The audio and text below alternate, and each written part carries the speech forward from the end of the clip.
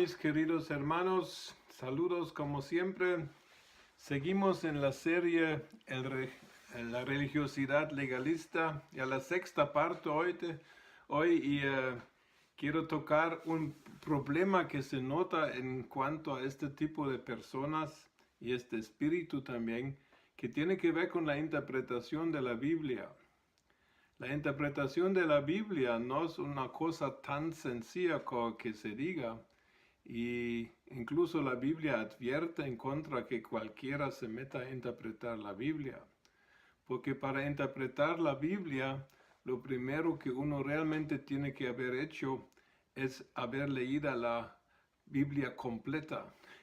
Porque si nosotros interpretamos la Biblia solo a partir de extraer un versículo, o peor, la parte de un versículo, y si basamos conclusiones fuertes encima de un versículo o una parte de un versículo, nosotros cometemos un error muy trágico que nos puede llevar no solamente a conclusiones erróneas, sino también a actuaciones erróneas y actitudes erróneas. Y allá realmente salieron la mayoría de las sectas que realmente nos hacen la vida difícil porque distorsionan lo que realmente ha sido el mensaje del Evangelio. Quiero empezar con un pasaje que es muy importante en el libro de Hebreos. En los primeros versículos leemos algo pero muy significante. Se lo voy a leer en este momento. Dice: Dios, habiendo hablado hace mucho tiempo, en muchas ocasiones y de muchas maneras a los padres por los profetas. Aquí está hablando a quienes, a los judíos, y está hablando del Antiguo Testamento. En estos últimos días nos ha hablado por su Hijo, aunque en el griego incluso dice nos ha hablado en su Hijo, a quien constituyó heredero de todas las cosas, por medio de quien también hizo el universo. Versículo 3. Él, Jesús es el resplandor de su gloria y la expresión exacta de su naturaleza, y sostiene todas las cosas por la palabra de su poder. Aquí podemos ver de que la Biblia, en su interpretación interna propia, nos dice de que la revelación de Dios ha sido progresiva desde el Antiguo Testamento hasta el Nuevo Testamento, pero la consumación y la culminación realmente de la interpretación correcta de la Biblia es la venida de Jesucristo con todo lo que hizo en su venida, su vida, su muerte, su resurrección, su ascensión y el anuncio de su regreso. Entonces tenemos que interpretar toda la Biblia a través de este lente de la persona de Jesucristo, quien es la expresión exacta, dice el autor de Hebreos, la expresión exacta de la naturaleza de Dios.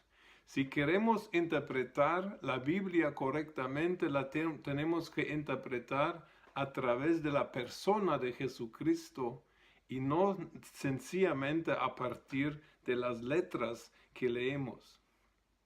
Ahora, por ejemplo, en Mateo, en el Sermón del Monte, que para mí no es un catálogo de exigencias de Dios a los que le van a seguir a Jesucristo. Para mí el Sermón del Monte es una descripción de cómo se ve realmente la vida de una persona justa, o sea que alguien que ha recibido la justificación y la posición de justo por la fe en Jesucristo. Porque realmente en el Sermón del Monte que encontramos en Mateo 5 al capítulo 7, allá no encontramos exigencias. Allá Jesús está declarando realmente lo que realmente es la manera de ser de uno de sus seguidores. O sea que uno no se tiene que esforzar, sino que uno por naturaleza va a cumplir estas cosas. Ahora, un punto que quiero extraer, claro que es un tema grande, pero es lo siguiente. En Mateo 5, a partir del versículo 38, viene una serie de comentarios de Jesús respecto a la interpretación de la Biblia. Entonces Jesús les dice a los fariseos, por ejemplo, vosotros habéis oído que os fue dicho, no matarás. Pero yo os digo, y esta palabra, pero yo, Jesús, os digo, Jesús les da la verdadera interpretación de lo que era la ley. Para el fariseo y para el que es en este espíritu de religioso legalista, la ley nada más se tiene que cumplir. Pero de parte de Dios, la ley tenía un sentido mucho más profundo, porque Dios quería que la gente entendiera el espíritu de la ley y no nada más vieran la regla a cumplir. Entonces, Jesús les hace ver por 3 ejemplos o 2 ejemplos el ejemplo del homicidio y el ejemplo del adulterio. Jesús les hace ver de que realmente en la gracia la exigencia realmente es más alta que bajo la ley. Bajo la ley, uno cumplía la ley cuando uno no mataba a alguna persona. Pero al mismo tiempo, bajo la ley, si uno odiaba a su hermano y hablaba mal de su hermano, entonces no había mayor problema. Bajo la ley era suficiente abstenerse del adulterio físico, pero uno podía andar deseando mujeres por sus ojos. Ahora bajo la gracia, Jesús dice, y bajo la gracia el verdadero espíritu de la ley es realmente declarado. Bajo la gracia es posible que el seguidor de Cristo también se abstenga o se pueda abstener de las miradas de lujuria y de los pensamientos malos. Entonces aquí vemos que realmente en la gracia hay una exigencia más alta que en la ley. En la ley uno era justo cuando uno nada más no cometía el pecado. Bajo la gracia Jesús dice, no, pero yo os digo, por mi venida y por lo que yo voy a hacer por ustedes en la cruz, en su redención, ustedes van a recibir una fuerza mayor, una posibilidad mayor, una naturaleza verdadera, divina, recuperada en mi persona, en la fe en mi persona. Y ustedes no solamente van a cumplir la letra de la ley, sino que ustedes van a cumplir el espíritu de la ley, porque el espíritu de la ley incluye también nuestra vida interna y no solamente nuestro comportamiento externo. Aquí vemos de que la interpretación de la Biblia fue un problema mayor de estas personas que estaban realmente siguiendo este espíritu religioso legalista que realmente es un peligro y no es una obra de la gracia. La gracia va y tiene que producir un resultado mayor, mejor, más excelente que la ley jamás lo hubo podido lograr. Y eso es lo que realmente nosotros podemos alcanzar, porque nosotros ya estamos bajo la gracia, dice el apóstol Pablo, y si estamos bajo la gracia, el cumplimiento solo de la ley para nosotros realmente es bueno. Ese no es el problema. Nosotros queremos cumplir hasta el espíritu de la ley. Nosotros no damos porque tenemos miedo de que si no damos nos van a castigar o nos van a maldecir. No, nosotros damos porque hemos entendido de que somos socios de Dios, somos hijos de Dios, coherederos en Cristo y tenemos una visión para nuestro dar que no es egoísta, sino que sabemos que nuestro dar, por ejemplo, es una inversión en el reino de Dios. Y por eso nuestra motivación es mucho mayor de nada más cumplir con algún número o con algún porcentaje.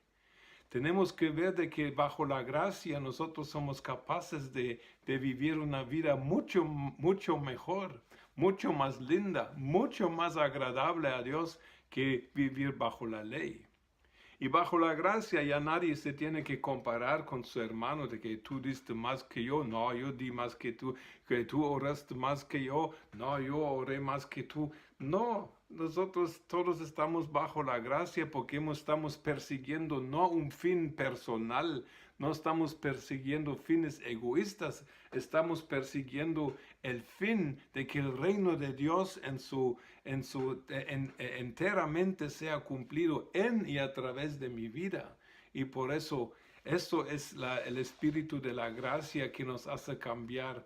Y no es un cambio a fuerza, no es un cambio a presión, es un cambio de vida porque nosotros hemos recibido algo mucho mejor y mucho mayor que la ley y este concepto de que yo me salvo o preservo mi salvación si vivo en total obediencia a todas las reglas de mi iglesia.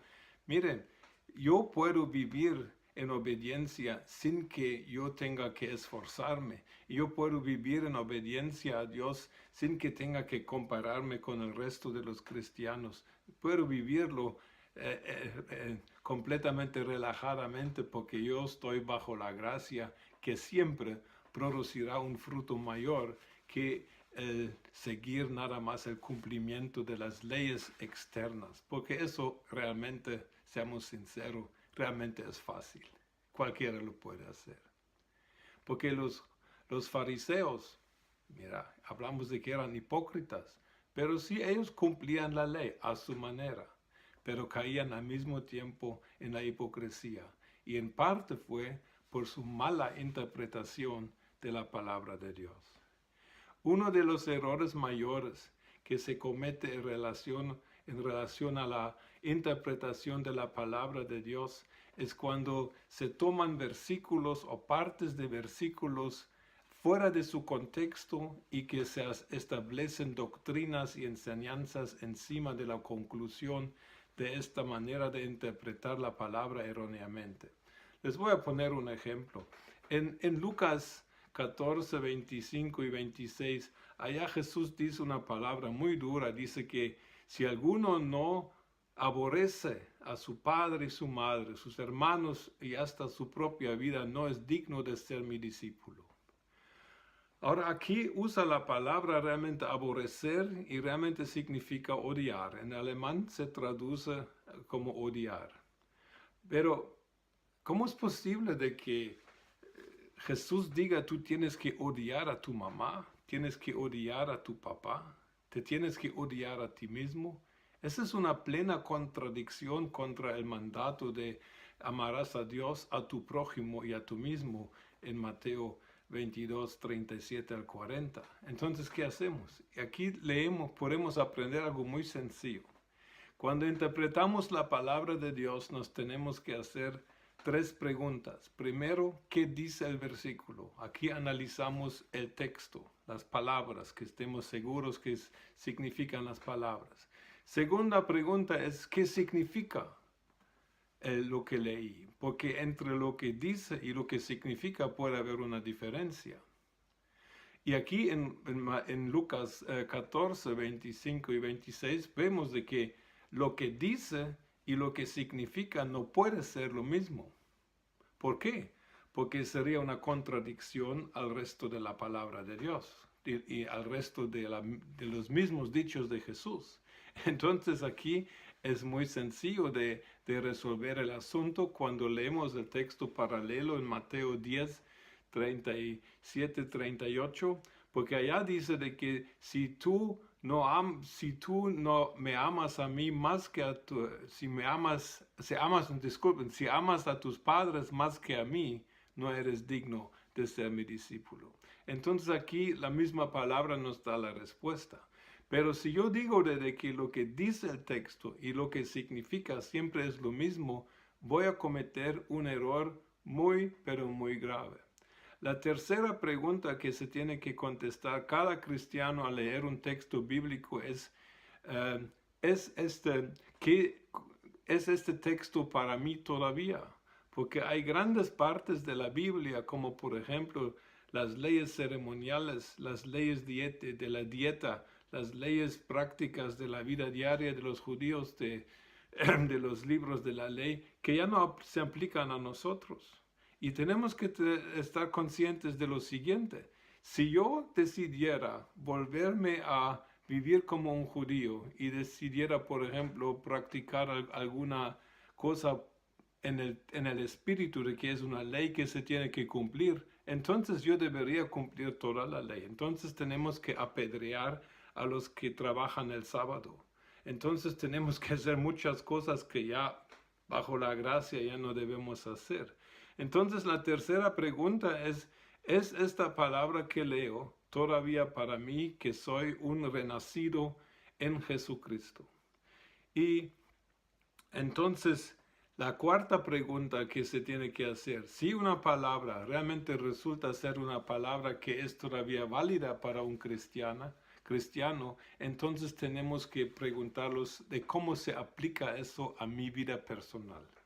Es muy importante que entendamos estas reglas muy sencillas de la interpretación de la Biblia. Primero, ¿qué dice el texto? Segundo, ¿qué significa el texto? Tercero, ¿es este texto todavía para mí? Y cuarto, ¿cómo aplico este texto a mi vida y situación personal? Entonces vamos a estar bien y Dios nos va a ayudar a crecer.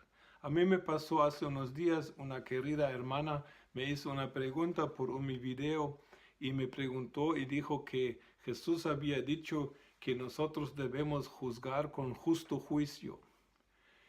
Entonces yo le contesté, claro que tal vez usé mal la palabra juzgar en el último video porque me refería más al hecho de que se condenan muchos cristianos a otros cristianos. Pero el pasaje que ella usó fue un ejemplo de que justo juicio, donde aparece en una parte donde los fariseos y judíos critican a Jesús, donde hay un pleito una discusión entre Jesús y sus oidores. Y realmente le atacan a Jesús y le juzgan a Jesús incorrectamente. Y al final de este pasaje Jesús les dice, por favor, si me juzgan, júzguenme a mí. Están hablando de juzgar a Jesús con justo juicio. Entonces aquí eso es un ejemplo de que vemos una parte de un versículo y hacemos una ley, hacemos una doctrina de un pedacito de un versículo, no tomando en cuenta el contexto entero. Y lo que significa el contexto, con eso ya termino hoy, les voy a ilustrar de una forma muy sencilla. El contexto significa tenemos que considerar lo que dice antes y después de un versículo bíblico. Y también lo que dice en toda la Biblia. Ahora miren qué importante es el contexto. Si yo entro a un establo donde hay unos 200 cerdos, aquí en Alemania hay establos, granjas con cerdos grandísimos.